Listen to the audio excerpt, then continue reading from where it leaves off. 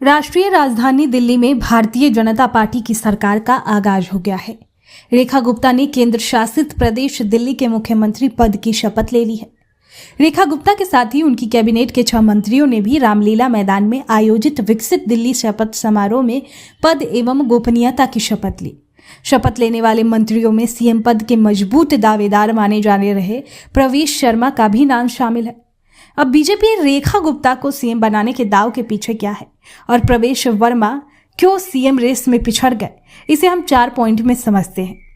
देखिए, महिलाएं बीजेपी का कोर वोटर मानी जाती है। राज्य दर राज्य बीजेपी की जीत के पीछे महिलाएं मतदाताओं का निर्णायक रोल माना जाता है। खुद प्रधानमंत्री नरेंद्र मोदी भी ज्ञान यानी गरीब युवा अन्नदाता और नारी की बात करते हैं। बीजेपी भी हर चुनाव में महिलाओं को आरक्षण देने के लिए संसद से पारित नारी शक्ति वंदन अधिनियम को उपलब्धि के तौर पर लेकर जाती है। लेकिन पार्टी की सरकार वाले किसी भी राज्य में सरकार की कमान किसी महिला के हाथ में नहीं थी। बीजेपी की एक पहचान बनिया और ब्राह्मण की पार्टी के रूप में भी रही है। वोट बेस के विस्तार में अलग अलग जातियों, समाज के अलग अलग वर्गों को जोड़ते बढ़ी पार्टी की आज 1.5 दर्जन से अधिक राज्यों में सरकार है।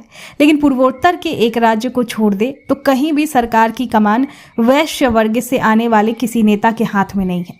प्रवेश गुप्ता का चुनावी डेब्यू ही 2013 में हुआ था, जब वो पहली बार मेहरौली सीट से विधायकी का चुनाव जीते थे। वो भी संघ से जुड़ रहे थे। पूर्व मुख्यमंत्री के बेटे हैं और बीजेपी से ही राजनीतिक सफर का आगाज किए। लेकिन रेखा गुप्ता का संघर्ष और अनुभव उनकी सीएम दावेदारी पर भारी पड़ा। रेखा गुप्ता 3 दशक से अधिक समय से संघ से जुड़ी हुई है और उन्होंने साल 2002 में बीजेपी तक ज्वाइन किया था, जब दिल्ली में शीला दीक्षित की अगुवाई वाली कांग्रेस की सरकार थी। बीजेपी ने अब अपनी रणनीति बिल्कुल साफ कर दी है कि पार्टी नए जाति वर्ग को साथ लेने के लिए जोर लगाने की जगह अब अपने कोर वोट बैंक को साधे रखने पर अधिक फोकस के साथ आगे बढ़ेगी।